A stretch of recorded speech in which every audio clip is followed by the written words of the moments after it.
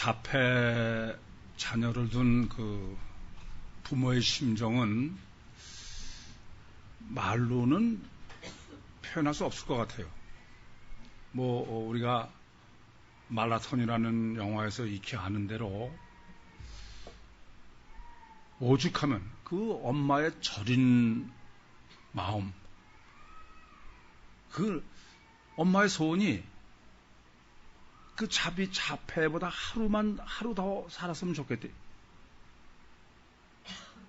이게 평생 돌봐야 될 데를 내가 내 자식을 장사 지내고 그 다음 달까지만 그렇게만 살 수 있으면 좋겠다는 게 자폐아를 둔 엄마의 소원입니다. 참, 그 저린 마음은 누가 알겠습니까? 사실 자폐뿐이 아니라 불치병을 앓는 자녀를 둔 사람, 본인은 말할 것도 없습니다만은 다 참 그 심정은 다른 사람은 모르는 것이죠. 저는 사실은 자폐를 정립할 생각은 전혀 없었습니다. 자폐는 저는 영혼 지금 내가 정립하고 영혼 구원하기 위해서 또 바쁘고 그런데 무슨 난 자폐는 관심을 안 갖기로 한 사람이에요. 그런데 이게 하나님이 자폐를 갖도록 자꾸 압박을 넣으시는 것 같아. 우선은 아시는 대로 제 딸내미가 자폐 언어치료사야. 그러니까 맨날 밥상에 앉으면 이제 그냥 나는 별로 듣기 싫은데 지가 치료하는 애들 얘기를 자꾸 하는 거예요. 그러니까 조금씩 관심을 갈 수밖에 없죠. 어쩔 수 없이. 그리고 또 보니까 우리 교회도 지금 18인가 19입니까? 20살이 다 된 자폐가 있잖아요.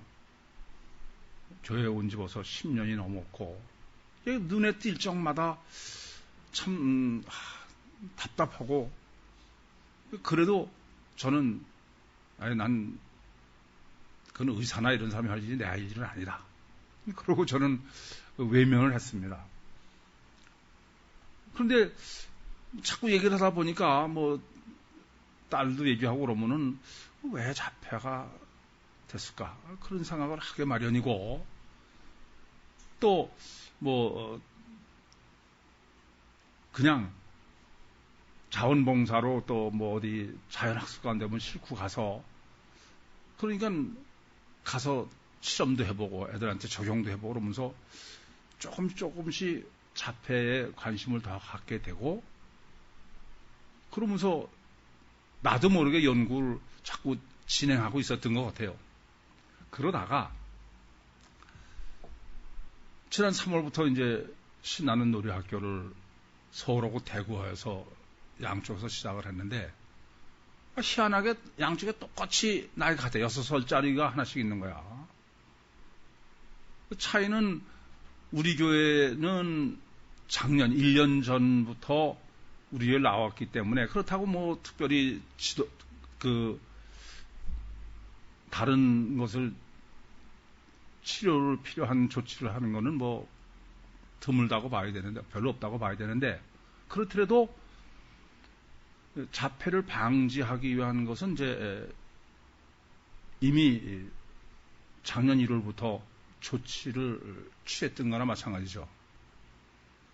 놀이학교는 이제 대구하고 똑같이 같은 나이 남자애가 시작이 됐는데 두 애를 보면 지금은 너무 차이가 나게. 그래서 그걸 보면서 제가 범사에 그를 인정하라고 그랬듯이 왜 하나님께서 제 딸을 자폐 치료사를 하게 하셨고 또 우리 교회에 이렇게 오래전부터 자폐가 있었고 또 지금 왜 서울과 대구에 똑같이 이렇게 하나씩 있게 왜 그랬을까? 그런 거 생각하니까 자꾸 생각하다 보니까 하나님께서 자폐를 좀 정립하라고 그러시는 것 같다. 이제 그렇게 생각을 하게 된 거예요. 그래도 이제 여전히 단안을 못 내리고 있었는데 이것도 참 희한해요. 사실은 그 포항에서 5월 21일부터 불량맘 특강을 해달라고 그런 것을 저는 5월 셋째 주죠. 그거를 어떻게 4월 셋째 주로 들었어요, 제가. 저는 그렇게 기억을 하고 있었습니다. 그래서 포항에 그 불량맘 특강을 하러 가려고 생각해 보니까 이왕 포항에 가는 길이니까 오다가 그 대구에 있는 자폐 때문에 자폐 특강을 해야 되겠다. 그런 생각이 들었어요. 그래서 그때부터 이제 본격적으로 그동안에 생각하고 정리하던 것을 특강을 준비를 했죠. 근데 알고 보니까는 포항은 5월 21일부터야. 지난주죠. 그러다가 보니까 그러면 대구를 한 달 미룰까 하고다 생각하니까 서울에 하고 대구에 있는 애를 비교를 해보니까 그냥 자폐 진행될 수 있는 요소를 제거한 것만 갖고도 천지 차이가 생기는데 제가 오히려 급해진 거야. 아니다. 하나님이 지금부터 하라고 그러시는 거다. 그래서 4월 달부터 대구에서 자폐 특강을 시작한 것입니다. 이 자폐는 의학적으로 치료된 역사가 없어요. 그러니까 의학적 불치병입니다. 그런데 아셔야 될 것은 자폐는 불치가 아닙니다. 자폐를 오늘 제목도 자폐는 불치가 아니다인데 우선 그 자폐는 어떻게 치료를 해야 될 것이냐 그것부터 생각하면 이래요. 이미 말씀드린 대로 의학적으로는 자폐는 불치예요. 그렇죠? 그러면 자폐를 치료하려면 엄마밖에 없어요. 엄마가 의사가 돼야 돼. 이게 아주 굉장히 중요한 문제입니다. 자폐를 치료하는 데는 엄마가 의사가 되기 전에 그건 불가능해요. 그러니까 엄마 자신이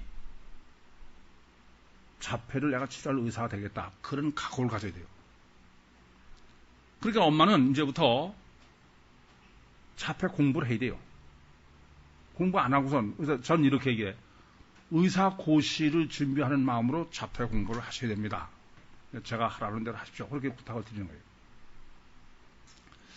그런데 아주 중요한 사실은 우선 엄마가 자폐는 불치다라는 상황부터 지어버려야 돼요. 왜 그러냐면은 자폐는 무슨 약 하나를 먹고 치료될 수 있는 게 아니야. 장기간 동안 엄마가 의사 노릇을 해야 돼. 그러니까 엄마가 자폐의학, 의사고시 공부를 하듯이 공부를 해야 되고 그러려면은 엄마 자신이 마치 불량맘이 자녀를 위대한 훌륭한 사람으로 키우려면 어떻게 키워야 되겠다는 교육에 자신감 없이는 불가능하다고 말씀드렸는데 그러나 마찬가지로 우선 엄마가 그렇다. 자폐는 틀림없이 치료될 수 있다. 그 자신감이 있어야 돼요. 그러니까 첫 번째 오늘 강의의 첫 번째는 목적은 엄마가 이 강의를 들으시면서 아 진짜 자폐가 치료될 수 있구나. 불치가 아니구나. 그 확신이 생겨야 됩니다. 이게 제가 그동안에 몇몇 다른 불치병도 마찬가지입니다만은 자폐가 된 엄마들하고 좀 얘기를 해보면은 다른 불치병 다 마찬가지야. 애가 이제 이게 불치병이다 그렇게 판명이 되다시피 하기보다 벌써 상당히 어려운 지경에 가면은 그때부터는 엄마가 굉장히 당황해요. 그래서 그것을 자기가 이성을 가지고 이건 어떤 방향으로 어떻게 얘가 치료가 될 수 있다라는 생각보다는 당황하니까 여기 가서 이 짓 해보고 저기 가서 저 짓 왔다 갔다 하고 그러느라고 자꾸 시간을 놓치는 거예요. 그리고 사실 자폐뿐이 아니라 불치병을 앓는 사람이 치료될 수 있음에도 불구하고 참 어려운 거는 여기저기 그냥 왔다 갔다 하다 보니까 다 불신하는 거야. 뭐 어떤 사람은 요전에 얘기 들으니까 한 달에 약값을 300만 원씩 매기면서 어떡한데 그게 가서 안 난다. 그러면은 몇 번 그렇게 속고 나면은 진짜 이거 됩니다. 그래도 양치는 소년같이 돼가지고 고질 안 들어요. 그 참 어렵죠. 그래서 제가 우선 이 첫 시간 강의는 어떤 엄마가 들어도 저렇게 하면은 확실히 치료될 수 있다. 그 자신감이 생길 수 있도록 과학적으로 정리를 해야 돼. 그렇지 않고 그냥 무슨 황소 뒷걸음질하다 참새 밟는 우연이나 기대하고 여기저기 따라다녀가지고는 시간을 놓치면 큰일 납니다. 어떤 병이든지 시간을 놓치면 점점 불치가 되는 거야. 그래서 자폐를 두신 엄마는 특별히 이 강의를 통해서 자폐는 정말 치료될 수 있다. 그런 과학적인 사고를 해야 돼. 의사고시를 한다는 생각으로 공부 좀 하셔야 되겠습니다. 병법에 지피지기면 필승이다 그랬죠. 적을 알고 나를 알면 반드시 이긴다. 불치병도 마찬가지야. 여러분, 불치병은 그냥 뛰어다닐 문제가 아닙니다. 불치병에 대해서 먼저 알아야 돼. 불치병에 대해서. 의학적으로 왜 이게 불치병이냐. 그걸 모르고선 막연하게 그냥 불치다 그러면은 그냥 턱턱 손 놓고 그리고 엉뚱하게 그냥 기적이나 바라고 다니고 그런 우를 범할 수가 있습니다. 그래서 먼저 자폐가 의학적 불치병이니까 의학적 불치병, 자폐 말고 우선 의학적 불치병이 어떤 것이냐부터 좀 정립을 하겠습니다. 우선 의학적 불치병의 특징입니다. 현대의학에서 불치병으로 규정짓는 병의 특징은 어떤 걸까? 한번 여러분 이렇게 생각해봐. 현대 과학기술의 발달이나 또는 의학이나 의술의 발달은 불가능이 병이라면 불치가 없다. 그렇게 이해해야 원칙으로 옳아요. 왜냐하면요. 과학기술과 의학의 발달은 어느 정도냐면은 사람 몸 속에 무슨 혈관 속에서 다 들어가서 거기도 촬영을 하고 몸 속소들이 모를 데가 없잖아요. 엑스레이 같은 건 이미 옛날 얘기야. 그러니까 인체 내에 대해서 다 아는 것 같아. 과학기술이 얼마나 발달했는지 제가 보면 더 이상 발달할 수 없을 때까지 발달한 것 같아. 아닌 게 아니라 그렇게 과학기술과 의학이 발달했기 때문에 사람들이 장수하잖아요, 지금은. 그전에는 60세만 돼도 환갑이야 잔치인데 지금은 100세 숫대가 돼. 또, 게놈 프로젝트라 해서 인간의 유전자 지도까지 만들어. 그러니까 몸 속속들이 모를 데가 없어요. 정말 놀라워요. 또, 아예 사람을 복제하는 거예요. 인체를 복제하지 않습니까? 복제한다고 그러잖아요. 이렇게 보면은 의학적으로 불치병이 있다는 게 사실은 이해가 안 되는 겁니다. 과학이 이렇게 극도로 발달하고 몸속에 다 들여다보고 유전자 지도를 만들고 인체를 복제한다. 그런데 불치병이라는 게 어떻게 가능한 얘기예요? 이렇게 보면은 원칙적으로 불치병이라는 없어야 맞는 거예요. 그런데 현실적으로 불치병이 없습니까? 있는 거야. 거기서부터 좀 생각하되. 그런데 우선 그러면 불치병이 어떤 건가? 우선 아셔야 될 것은요. 의학적으로 치료할 수 있는 병의 가지수, 병의 종류가 얼마나 될 것 같아요? 불과 몇 개 안 돼요. 불과 몇 개 안 됩니다.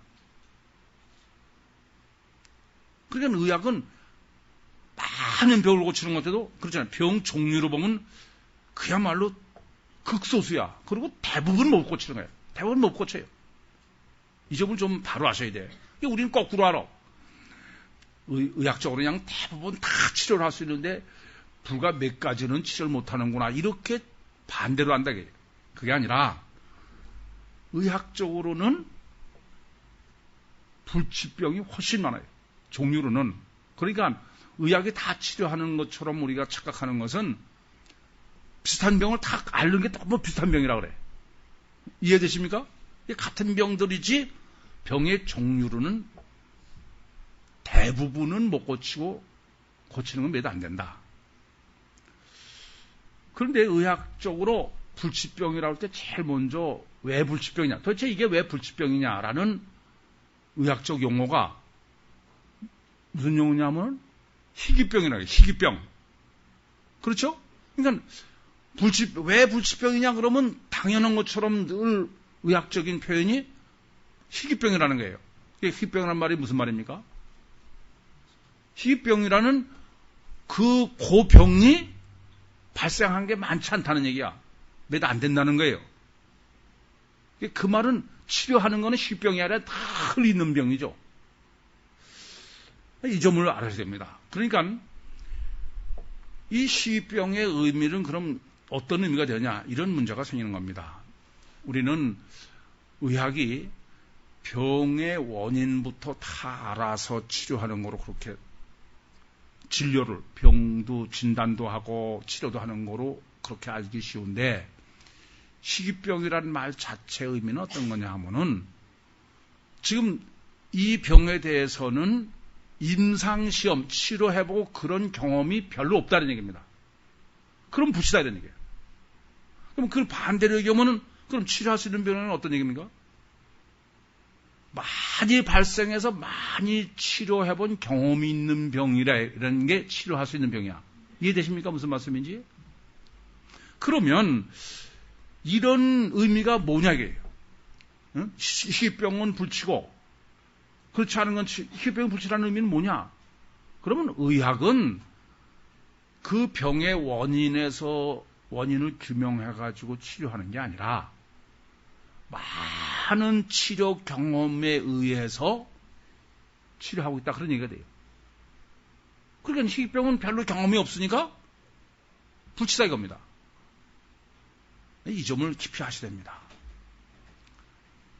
그러니까 의학은 이렇게 보면 어떠냐면은 이 의학은 임상시험의 결과로만 아는 것이지, 통계, 임상시험을 이렇게 해보고 저렇게 해보고 통계를 내보고선 이게 치료구나 그렇게 하는 거지, 병 자체를 알아서 치료하는 건 아니다.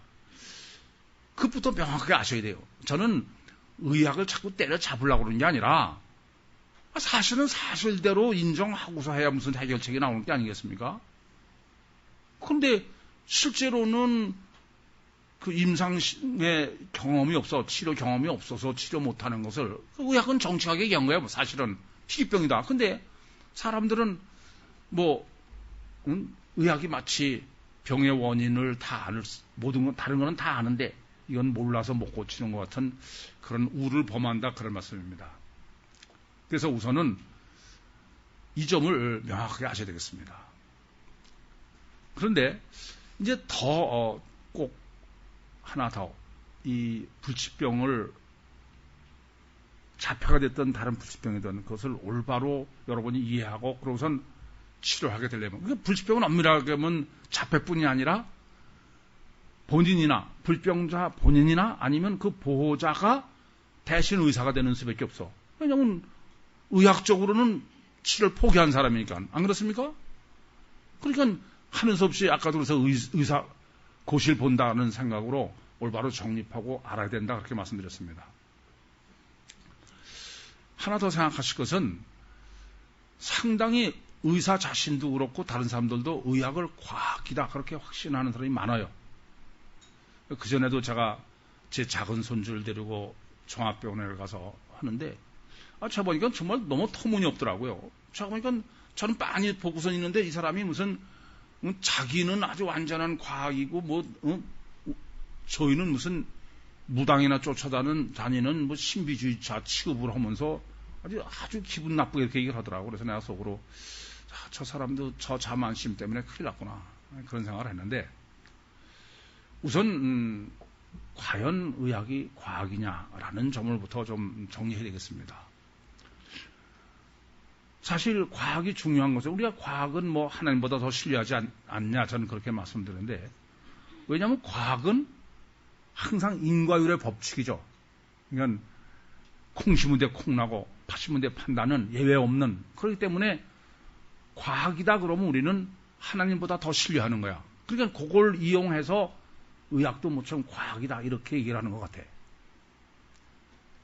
의학뿐이 아니에요. 인간 과학의 한계를 좀 아셔야 되겠습니다. 제가 기독교를 고발한다는 책이 4챕터로 되지 않습니까? 첫 번째가 뭐예요? 과학이 과학적이냐? 두 번째가 의학이 과학이냐? 세 번째가 목은 생명의 문이다. 그리고 네 번째가 기독교를 고발한다. 과학이 과학적이 아닙니다. 이 점을 좀 정확히 아셔야 되겠어. 그러니까 과학적인 과학도 있고 과학적이 아닌 과학도 있겠죠. 그럼 왜 제가 모든 과학을 다 휩싸가지고선 과학이 과학적이 아니다 그렇게 말씀드리냐? 물론 틀림없이 과학은 인과율의 법칙입니다. 과학과 신비가 뭐가 다릅니까? 신비란 결과는 있는데 원인을 모르는 게 신비예요. 그럼 왜 과학을 신뢰하면 과학은 먼저 원인을 알아가지고 원인에서 사풀 규정, 콩 심은데 콩 나는 결과론이 완전한 논리로 정립돼서 그 원인의 조건만 주면 항상 같은 결과가 나오기 때문에 과학이다 그렇게 말하는 것입니다. 우리는 이렇게 이미 정립된 과학의 논리를 들어보면 과학이 상당히 과학적으로 착각할 수 있습니다. 근데 아셔야 될 것은 과학 활동은 출발 자체가 이것을 과학이라고 출발 자체가 원인에서 출발하는 과학은 없습니다. 왜냐하면 인간은 누구나 다 가시적 결과만이 기준이에요. 그래서 출발 자체가 원인에서 출발하는 것이지 결과에서 출발하는 것이 원인에서 출발하는 게 아니에요. 그러니까 과학 활동은 먼저 결과가 있고 그 결과의 원인이 뭔가를 규명하는 거예요. 찾아내는 거야.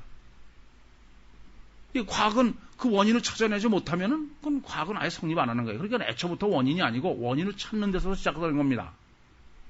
그러니까 어떤 결과가 있다. 그러면 이 원인이 뭘까? 그걸 위해서 가설을 수도 없이 정해놓고 그리고 이러한 결과에 도달할 수 있는가를 원인을 가설 정한 대로 실험을 해봐가지고 그 실험한 원인대로 결과에 도달하면 이게 요 결과의 원인이구나. 이렇게 먼저 결과에서 출발해서 원인을 찾아내는 것이지 처음부터 원인을 알아서가 아니에요.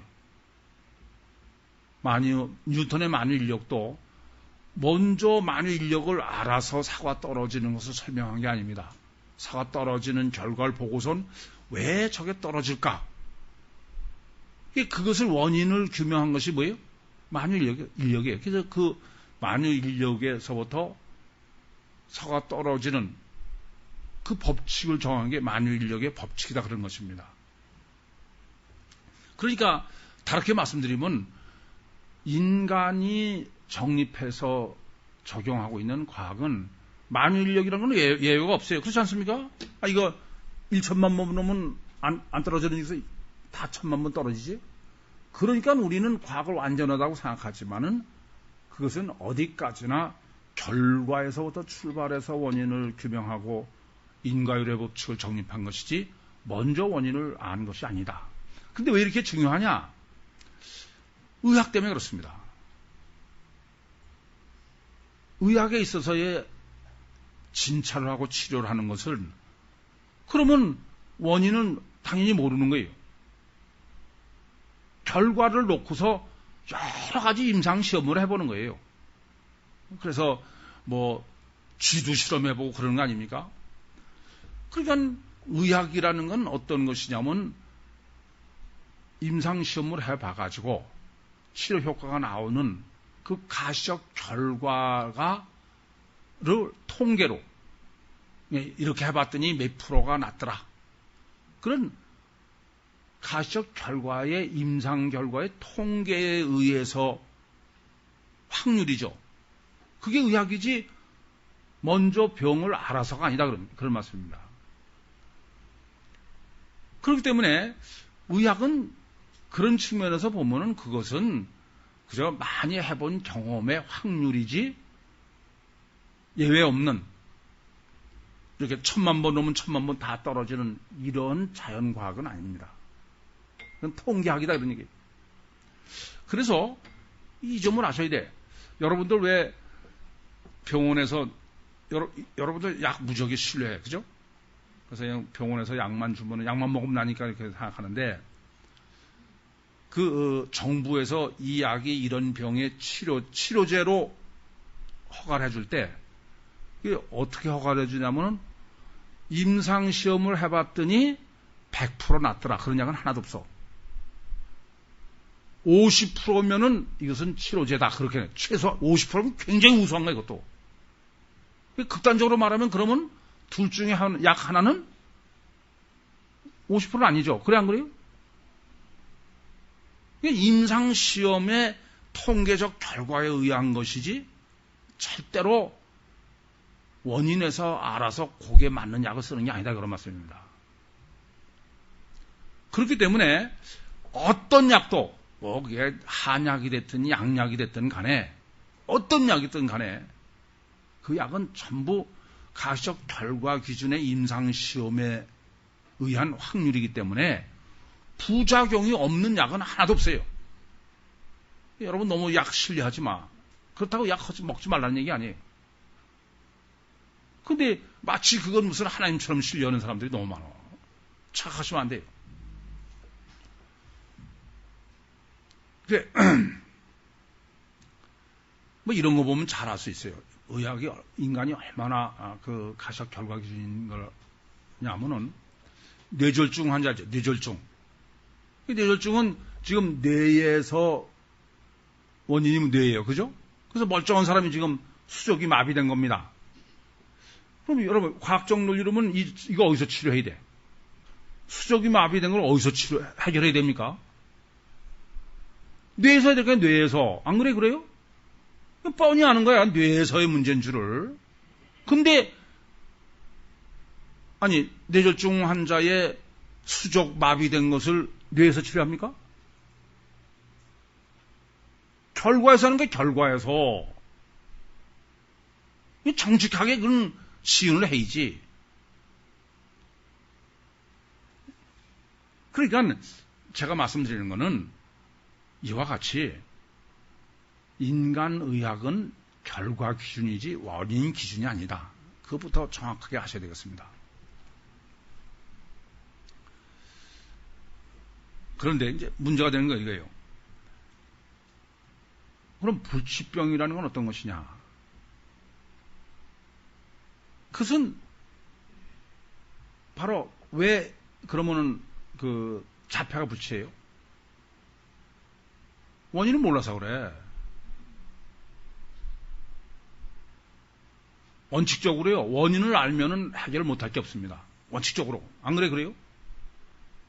아니 원인을 실제로 정확하게 알면은 해결 못할 게 이 세상에 없어요. 근데 불치라는 말은 원인을 모르는 겁니다. 이게 그 자폐를 다루는 전문가들, 그 대구에서 강의할 때는 뭐가 좋았냐면은 거긴 아예 자폐 치료를 하는 전문가가 제가 자폐가 치료 가능하다 그런 소리를 듣고선 자기는 아무리 해봐도 불가능한데 이게 무슨 소리야? 그러고 온 거야. 그래서 얘기해보면은 그래요. 예, 그 자폐는 불가능하다. 아니 제 딸도 자폐 치료사를 하다가 어느 날 저하고 그런 얘기가 있었어요. 이거 그만둬야 되겠대. 그래서 제가 그만둬라 그랬어요. 왜? 이건 뭐 생전에도 치료도 안 돼. 낫지도 않아. 사람이 좀 보람이 있어야 될 거 아닙니까? 안 그래요? 그러면 너 그 귀한 인생을 그냥 거기다가 관둬라. 그래서 그만둔 거야. 그러니까 뭐 의학적으로 자폐가 불치라는 건 저도 잘 아는 사실입니다. 그럼 불치라는 의미는 우선 정확하게 제가 여기까지 논리를 끌어온 건 뭐냐면 원인을 모른다. 자폐 원인은 전혀 모르고 있다는 점을 확실하게 해둬야 됩니다. 그러면 의학적 불치를 이제 좀 더 자폐를 위해서라도 의학적 불치병을 좀 더 정리하면 어떤 병이 의학적 불치일까? 의학적 불치병의 특징. 이거든요. 의학적 불치병은 전부 인체의 기능의 문제예요. 기능의 문제입니다. 인체 자체의 기능에 문제가 생긴 것은 의학적으로 다 치료가 불가능하다 그런 말씀이에요. 다르게 말씀드리면 병균으로 생긴 질병은 불치가 없습니다. 이 점을 아주 명확하게 아셔야 돼요. 가사 지금 뭐 에이즈니 에볼라니 뭐 난리죠. 그건 지금 저렇게 난리치고 있지만 결국은 다 정복을 합니다. 사실 우리는 지금 무슨 홍역이니 마마니 무슨 결핵이니 이런 거는 뭐 아주 병으로 여기지 않지 않습니까? 아니에요. 그런 것도 과거에는 무서운 병들이었어. 그러나 이런 병균에 의해서 발생하는 병은 당장은 굉장히 위협적이지만 끝내는 사람은 다 그것을 규명해서 확실하게 치료할 수 있는 방법을 찾아낸다 이겁니다. 그런데 의학이 치료를 못하는 것은 병균에 의한 게 아니야. 인체 기능에 관계된 거예요. 그걸 고치지 못한다 그러면 식이병을 다 보세요. 식이병이 무슨 별의별 식이병이 다 종류를 헤아릴 수도 없이 우리 교회도 식이병 그래서 병원에서 불치병으로 낙인치 시킨 분이 여기 계시잖아. 그렇기 때문에 그것은 바로 불치병은 몸의 기능에 문제가 생긴 그 원인을 모르는 거예요. 그러니까 몸의 기능이 아닌 우리 생각에는 에이즈나 에볼라 같은 것을 치료 못할 것은 전혀 아니다. 그리고 한번 생각해 보세요. 사실 인간의 인체가 어떻게 구성됐고 어떻게 작동할까 그런 인체의 기능에 관한 연구는 제가 볼 때는 인류 역사 이래 지금까지 계속됐어요. 역사 이래. 그렇게 몸을 수천 년 동안 그냥 연구를 하고 그러는데도 그건 불치인 거야. 다른 병균은 얼마 안 되면 다 정복을 하는데 이 점을 좀 깊이 생각하셔야 되겠죠. 그러면 이제 의학적 불치가 기능이다. 그러면 어떤 점을 알 수 있냐면은 인간의 기능의 근본은 뭡니까? 뭐의 작동 원리? 신경이야, 신경. 그렇지 않습니까? 그러니까 인체의 기능에 관한 것이 불치다 그런 말의 의미는 뭐냐면은 인간은 불치고 그 병을 원인을 모른다 그 말은 현대 의학은 신경에 대해서는 모르고 신경은 불치다 그런 말이 돼. 왜냐하면 인간의 모든 작동은 신경이 근원이니까. 이 점을 우선 명확히 아셔야 되겠습니다. 육체의 기능, 정신적 기능의 장애. 여러분 장애자가 붙잖아요. 요새는 이상한데 무슨 과잉 발달 그다음에 붙어요? 뭐가 붙어요? 장애가 붙는다는 말은 다 표현이 그렇지. 그건 무슨 말이에요? 그건 불치라는 말이야. 우선 교수님 이걸 아셔야 돼요. 의학에서 장애라는 말을 붙인 것은 전부 불치라는 말입니다. 그건 아예 등급을 매겨. 영원히 불치라는 얘기. 그러니까 육체의 기능이든 정신적 기능이든 장애라는 말을 붙으면 다 불치병이야. 뇌졸중? 그렇죠? 다 신경에 이게. 소아마비, 파킨슨, 치매, 자폐. 결국 신경의 신경에 문제가 생기는 건 인체 기능의 문제예요. 인체 기능은 것은 전부 불치라는 얘기는 신경은 의학은 알지도 못하고 치료도 못한다. 이 점을 명확히 아셔야 돼요. 우리가 생각하면은 병원에 가면 무슨 신경과 그냥 잔뜩 있으니까 치료할 거고 잘 알 것 같잖아요. 천만의 얘기야. 불가능하다게.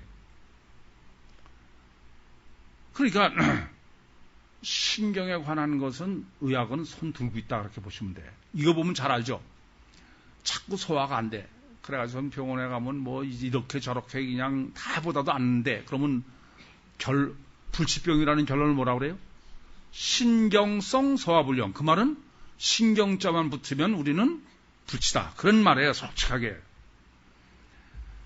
그러니까 신경은 아예 불치라는 것부터 또 모른다는 것부터 알아야 돼요. 근데 우선 제가 왜 이렇게 의학이 신경에 대해서는 모르고 불치라는 것에 자신감을 가지고 제가 얘기를 하느냐. 저 자신이 신경병 환자였기 때문에 그래. 아시는 대로 저는 간질병이었어요. 간질병 환자였다 그럽니다. 근데 그때 제가 서울대학병원에 입원했을 때 그 당시에 서울대학병원 원장하고 저하고 아주 가까운 사이에 그냥 그분이 저를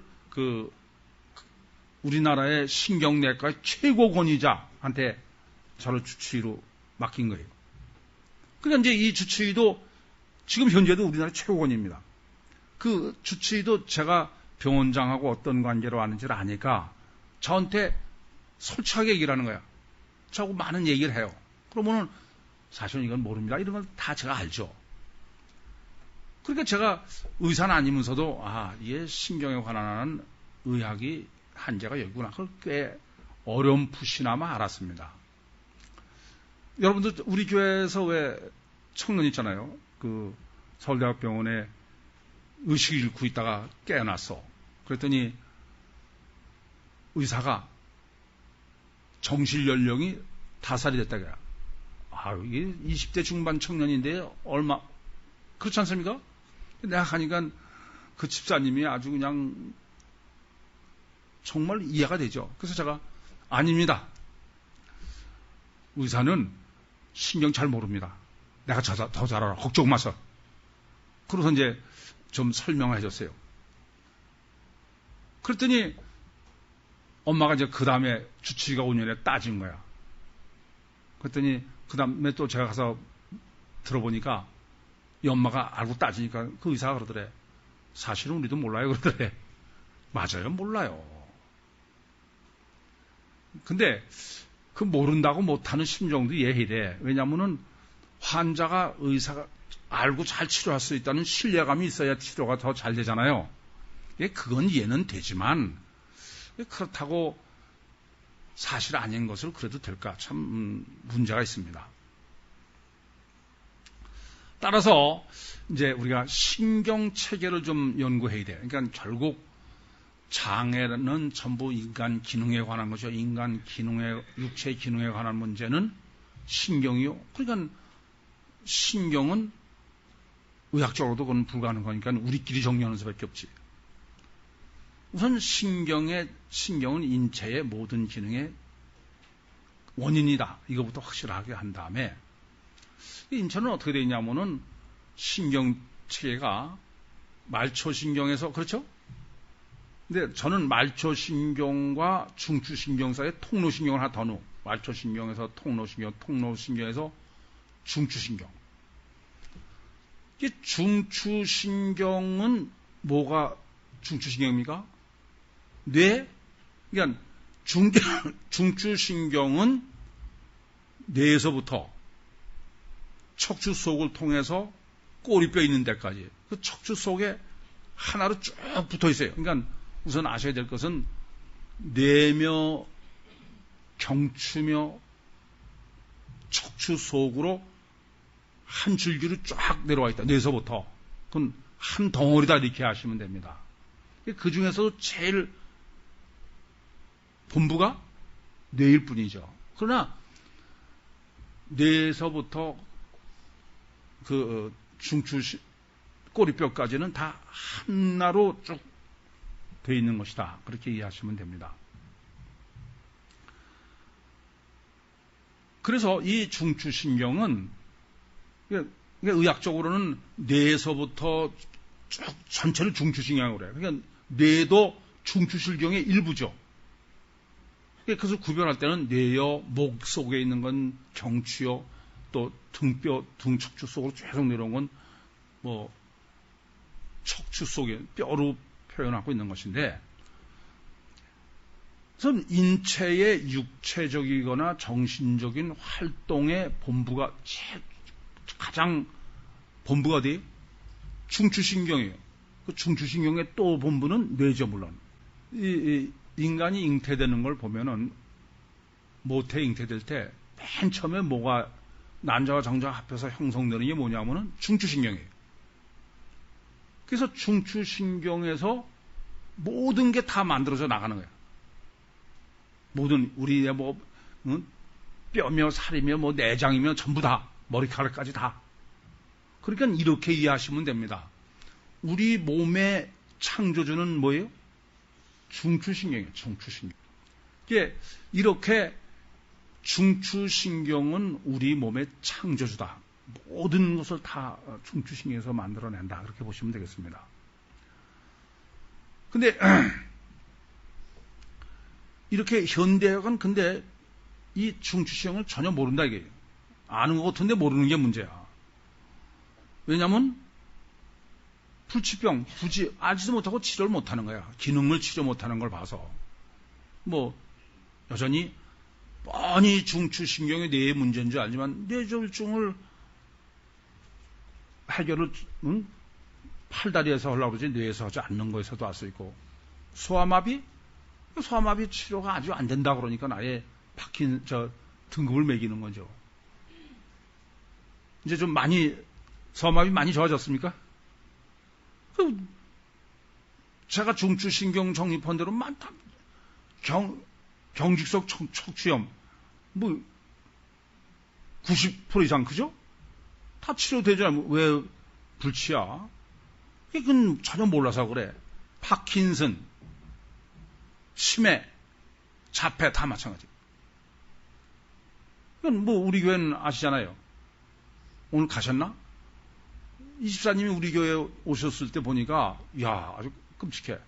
치매에다가, 또 당에다가, 백혈에다가, 파킨슨이야.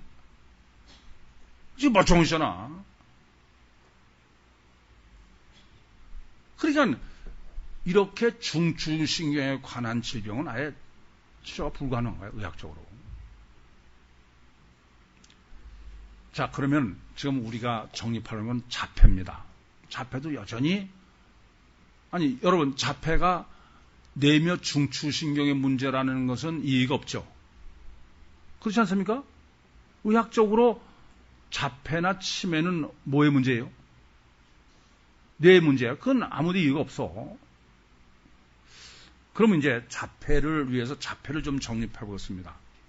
우선 자폐가 뭐가 자폐냐? 이거부터 중요해. 자폐라는 것 자체를 잘못하는 거야. 왜 그러냐면 원인을 모르니까 자폐 자체를 자폐라고 단어를 붙여놨다 뿐이지 모르는 거죠. 제가 보면요. 다 자폐인데 원인을 모르니까 전부 이름이 다 달라. 그러니까 엄마들은 이거는 자폐가 아닌가 이렇게 착각을 해. 다 자폐인데. 그래서 우선 자폐가 어떤 것인가부터 우선 정립을 하겠습니다. 어떤 사람이 금은방에 가서 한참 금괴를 들여다보고 있다가 사람들이 다 본 데서 금괴를 쓱 훔쳐가지고 주머니에 넣은 거예요. 잡히지. 그러니까 금은방 주인이 그 도둑을 잡아가지고 야, 너는 금괴를 훔치려면 사람들이 안 보는 데서 훔쳐야지. 다 보고 있는데 훔치면 그거 안 잡히냐? 그러더니 이 금괴를 훔친 도둑이 거꾸로 하는 소리가 그 금방 주인한테 참 당신 한심한 사람이네요. 여보, 내가 다른 사람이 다 보이면은 왜 이걸 금괴를 훔쳐 비쳤어? 근데 내가 한참 금괴를 보고 있었더니 금괴에는 아무것도 안 보이더라는 거야. 그래서 금괴 훔친 거예요. 아시겠어요? 대단히 중요한 얘기입니다. 금괴를 훔치는데 딱 잡히기 시작하면 아무것도 생각이 안 나는 거예요. 제가 감옥 안에서 범죄자들하고만 3년 살았으니까 이런 걸 정립하다 갔으니까 아주 그냥 임상시험에 최고지. 아주 한결같아. 제가 야, 너 그거 잡히질 않을 줄 알고 그랬냐 그랬더니 저한테 참 전도사님도 너무 모르네요. 그 짓을 하려고 그렇게 딱 하기 시작하면은 다른 게 전혀 꼭 완전 범죄 같고 전혀 다른 생각이 안 된대. 특별히 성범죄가 그래. 그 성범죄 범하고 온 사람 보면요. 점잖은 사람이야. 근데 거기서는 뭐 괜히 다른 소리 해봐야 통합니까? 그냥 뭐라 그러면 야야야 너 지금 어디 아파서 이렇게 전부 그냥 막 나가니까 거기다 다 털어놔. 근데 성범죄는 예외 없더라고. 다. 이 사람이 성범죄할 생각이 이제 그런 생각이 들기 시작하면 아무 생각도 안 되네. 아무 생각도. 그냥 전자팔찌 끼지 않아요. 어차피 소용이 없어. 그 때문에 뭐 전자팔찌도까지 생각이 안 나는데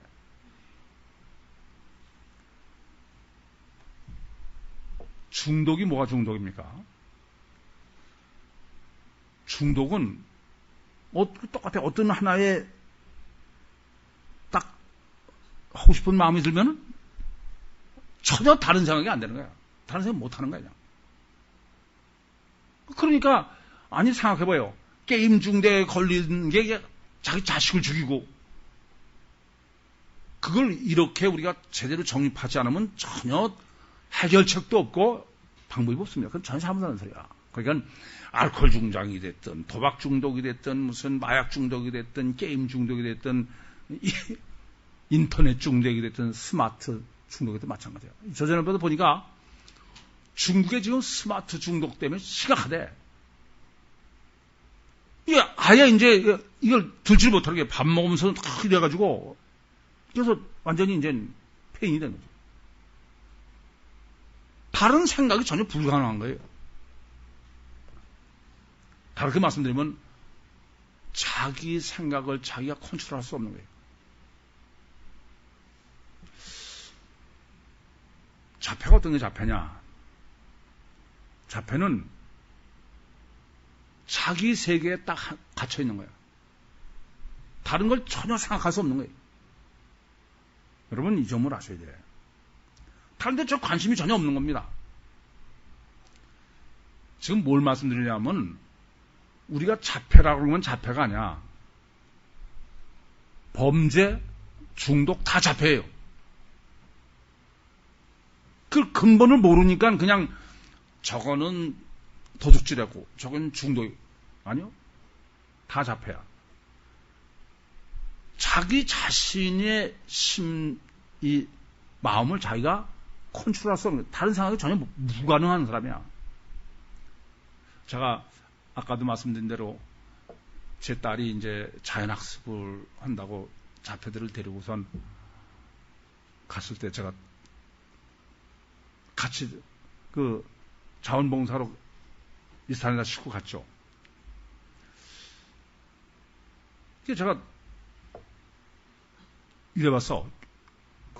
여러 번 실험해봤어요. 거기다 대고, 귀에다 대고, 큰 소리로, 야! 그러고 손뼉을 치고서. 근데 전혀 못 들어요. 전혀 못 듣습니다. 이럴 수가 있나. 제 목소리가 워낙 크잖아요. 그래서 몇 회인데 전혀 못 들어. 전혀 못 들어요. 아니, 못 들을 수가 없는데. 그런데, 자연학습에 그런 데 가보니까, 나무에다가 스피커를 달아놨잖아요. 거기에 이제 무슨 CM송 이런 게 나오기도 해. 깜짝 놀랐어요. 그렇게 소리쳐도 못 알아듣던 애가 그냥 귀를 잘 기울여야 들을까 말까 한 어떤 CM송이 탁 나오니까 탁 이러는 거예요. 그러니까 걔는 다른 데는 작동을 못 하는 거야. 이해되십니까? 마치 금괴를 보던 사람이 또는 중독한 사람이 그거 외에는 거기는 초능력이 아주 그냥 다른 데는 전혀 작동을 못하는 거예요. 그걸 다르게 표현하면 무슨 말이냐면은 자유가 없는 거예요. 마음의 자유가 없는 거다. 이 생각도 저 생각도 그거 해볼 수가 없는 거야. 딱 하나에만 고정돼 있어서. 그래서 그걸 자폐라고 그러는 겁니다. 그래서 자폐 특징은 눈맞춤을 안 돼요. 눈맞춤이. 그러니까 내가 상대방에 볼 마음이 없어. 자기가 만 봐야지. 또 언어 장애 말해봐야 안 돼.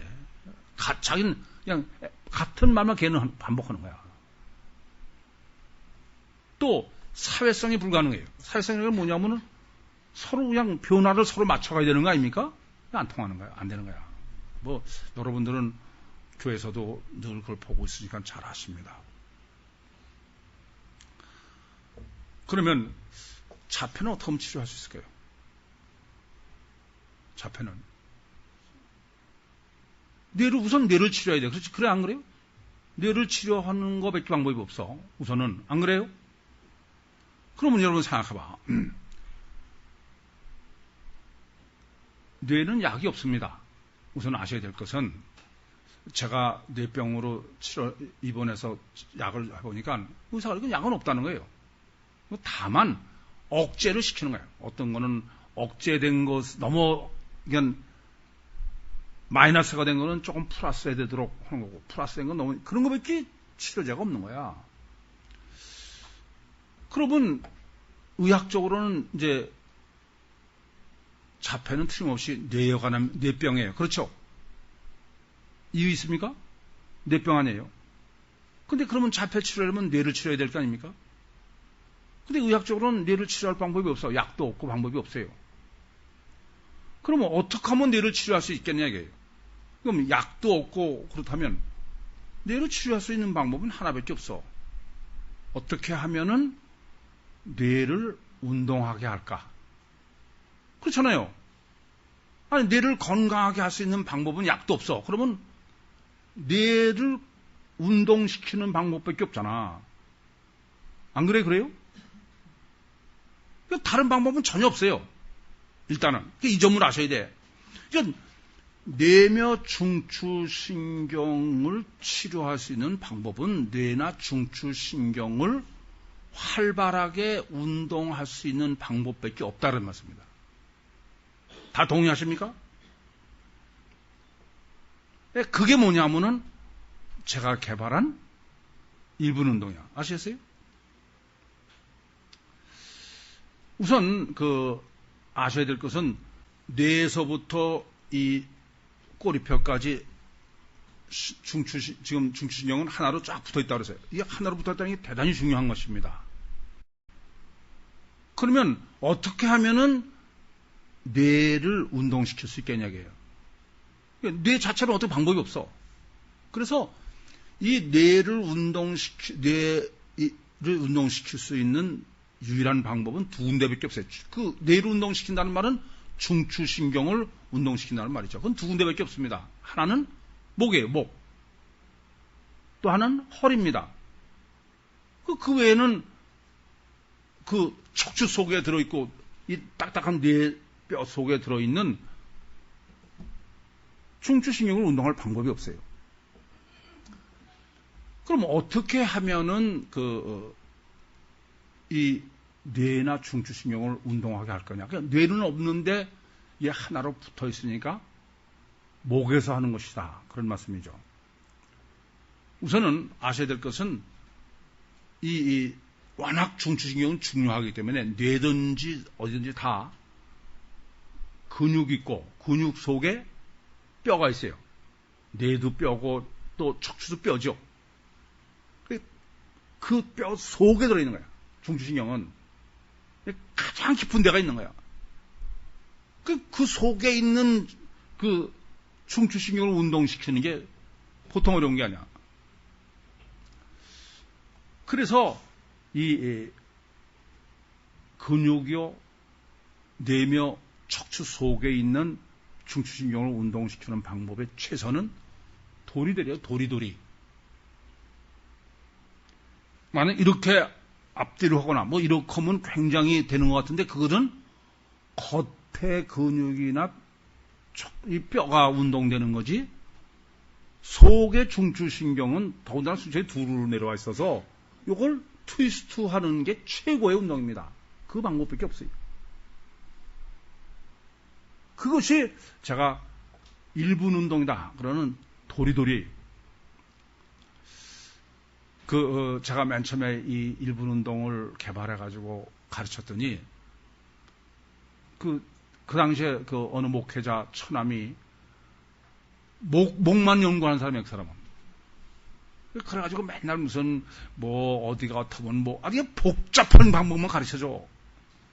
그게 무슨 효과가 있는지 모르겠어. 그러다가 이제 그 매부되는 분이 저한테 1분 운동 도리도리를 배워가지고 가서 자기 처남한테 아니 이 얘기를 했대요. 그랬더니 그 처남이 이게 내가 왜 그 생각을 못했지? 그 사람 나 때문인지 몰라도 그 목강이하러 다니다 때려치고서 이민 가버렸어.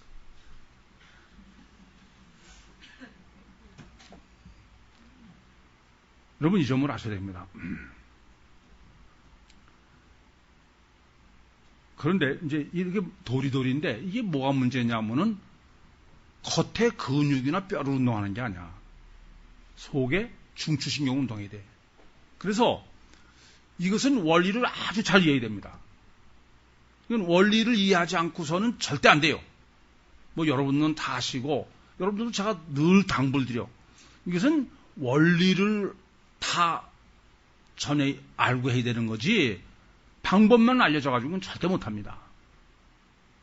이 점을 꼭 아셔야 됩니다. 그래서 운동 원리를 충분히 숙지하고 해야 되기 때문에 우선 내 생명 운동 저 소책자 있죠.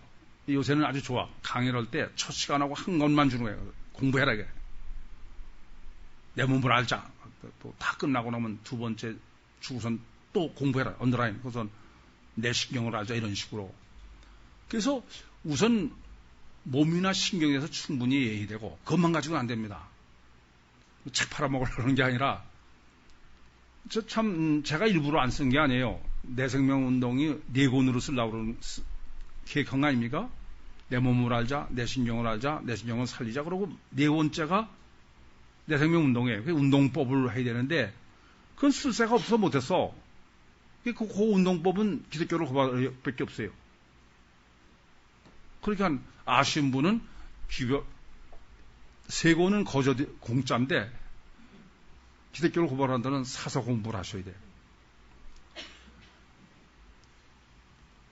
그러면서 생각하실 게 있어요. 이 1분 운동은 근육 운동이 아니라 속에 있는 중추신경 운동이기 때문에 이제 그 다음에 여러 가지 문제가 있어서 그래요. 그렇기 때문에 이것은 스스로 자기가 원해서 하게 해야 돼. 이게 제일 어려워. 이게 원해서 하지 않으면은 결국 1분 운동은 하나가 됩니다. 이게 어떻게 하면은 특별히 자폐를 치료할 때 이거 어떻게 해야 애가 이걸 자기 하고 싶어서 하게 할까? 그러니까 우선 엄마부터 해야 돼요. 엄마부터. 애를 다 치료하려면 엄마부터 건강해야 돼. 그러니까 엄마가 먼저 1분 운동을 하셔야 됩니다. 그리고 엄마가 1분 운동을 해보고 실제로 자기가 효과를 알아야 좀 더 적극적으로 애를 하게 시킬 수 있어요. 뿐만 아니라 자기가 원해서 하게 만들어야 되기 때문에 아예 집안 분위기 자체가 1분 운동 분위기를 만들어야 돼. 다른 사람 안 하면서 너 해라. 그렇게 하면 그는 절대 운동 효과를 낼 수도 없고 하라만 합니다. 이게 자기가 하고 싶어서 하게 만드는 점이 굉장히 중요해요. 그래서 신나는 노래학교나 또는 구입교회 주일학교 오면 그렇잖아요. 절대 안 시켜. 그냥 물론 1분 운동도 마찬가지고 1차 학습도 마찬가지지만 맨 처음에 오면은 애들이 다 먼 산에 한 10m쯤 밖에 있어.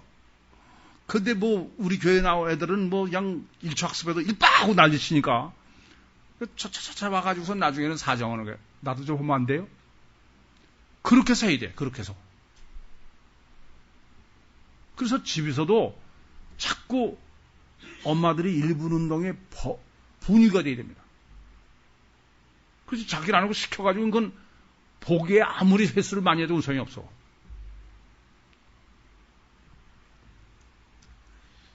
이 점을 꼭 아시기 바랍니다.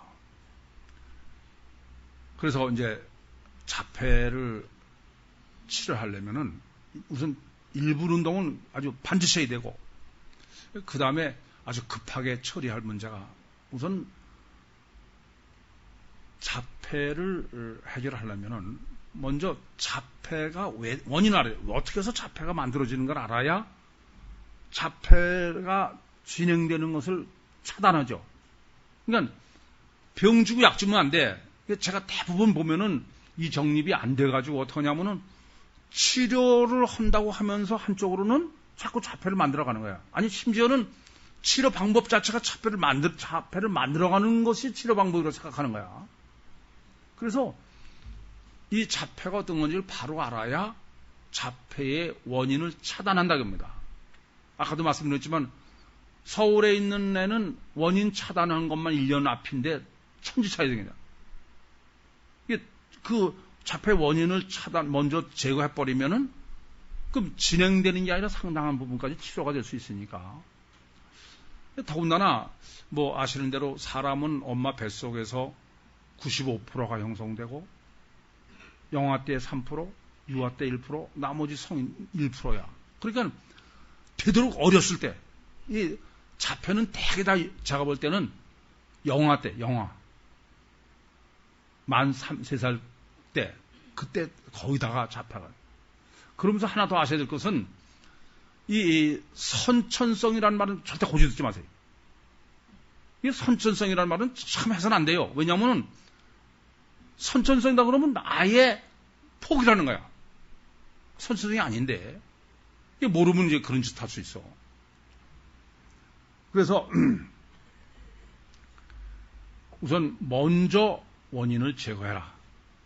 그 다음에 치료를 해야지. 그처럼 안 돼. 그래서 엄마가 자폐를 잘 알아야 됩니다.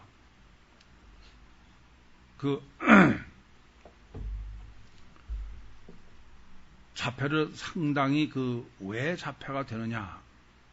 그것에 대해서 원인을 엄마가 분명히 알고 연구를 하고 늘 또 이거 잊지 마세요. 이건 자폐도 정신질환이기 때문에 그것은 전부 맞춤형이라고 생각하셔야 돼요.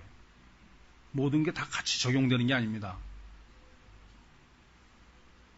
그러면 이제 원인 제거의 제일 첫 번째 뭐 해야 되냐면은 TV를 없애야 돼요. TV. 그거는 지금 자세히 설명할 시간은 아니고 하여튼 TV는 절대 안 됩니다. 그렇게 보시면 돼요. 예, TV, 비디오, 스마트폰, 게임 전혀 안 되는 거예요. 제 딸한테서 치료를 받는 애 중에 하나는 이런 애가 있어요. 그 엄마가 애가 둘인데 첫 번째는 정상으로 자라고 있어서 정상으로 아무 이상 없고 그런데 두 번째가 이제 심각한 질병에 걸린 거야. 그래서 그 엄마가 이 두 번째에게 신경을 쓰느라고 첫 번째는 늘 두고 다녀야 되니까 비디오에 맡겨놓은 거야. 맨 처음에는 그냥 봐선 전혀 모르죠. 이 자폐는 어려운 게 잘못 알면 애가 좀 늦대서 그래, 말이 늦어서 그래, 이런 쓸데없는 생각 많이 해. 안 됩니다. 그러면 안 돼. 이게 한참 있다 보니까는 멀쩡하던 애가 이제 말도 없어지고 완전히 자폐가 된 거야. 불치가 돼버린 거야. 의학적으로. 그것은 이제 앞으로 더 정립을 하겠습니다만은, 절대로 TV는 없어요. TV나 이런 것만 없애도 자폐 진행은 훨씬 주는 거예요. 우리 이 교회 지금 2층에 저거 있잖아요. 키즈 카페. 그 엄마가 아주 나쁜 년이라고 그럴 수는 없고 거기 오는 난 예배를 못 봐서 아니 엘리베이터 타다 보면은 애를 이렇게 이제 유모차에다 태고 오는데 하나같이 스마트 맡겨놓고 지들끼리 얘기하고 와. 이게 다 자폐를 만들고 있는 거야. 정신 나가도 보통 나가는 게 아니야. 그러니까 아주 세계는 이제 점점 이 세계는 아주 자폐가 지금 점점 얼마나 많습니까? 끔찍해요.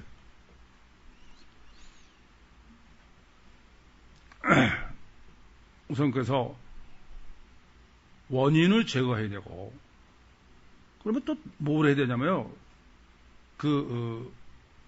원인만 제거하는 게 아니라 적극적으로 지금까지 정립해드리는 것을 하지만 애의 심령이 갇혀 있잖아요. 어떻게 활동하게 할 거냐? 어떻게 그걸 활동하게 할 거냐? 그래서 자폐는 우선 본인이 생각할 수 있는 방법을 찾아야 돼요. 생각 전혀 안 합니다.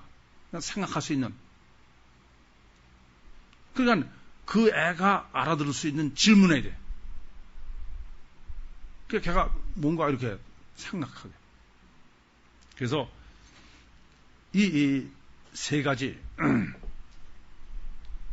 꼭 잊지 마시기 바랍니다. 자폐는 첫째, 자폐의 원인을 제거했다. 그 원인을 제거하려면 제일 먼저는 비디오를 없애라. TV가 없어야 된다. 그러고 그것만 가지고 안 된다. 이게 지금 활동을 못하고 있는 거니까 자꾸 생각하게 해야 된다. 그리고 마지막 하나 더 생각하겠어. 자폐 치료하려면 엄마가 무서워야 돼. 엄마가 무섭지 않으면 큰일 납니다. 이건 사랑만 해서 중요한 게 아니야. 애가 엄마가 하는 대로 할 수 있게 해놔야지. 당장은 통제가 안 되니까. 예, 우리는 엄마가 무서우면 애가 다 싫어할 것 같지만 잘못 아시는 소리야. 조금만 이제 분별이 생기면은 그 엄마 더 좋아해. 어쨌든 엄마가 안 돼. 그러면 그럴 수 있는 한 사람, 엄마는 그 역할을 꼭 해야 됩니다. 질문 있습니까?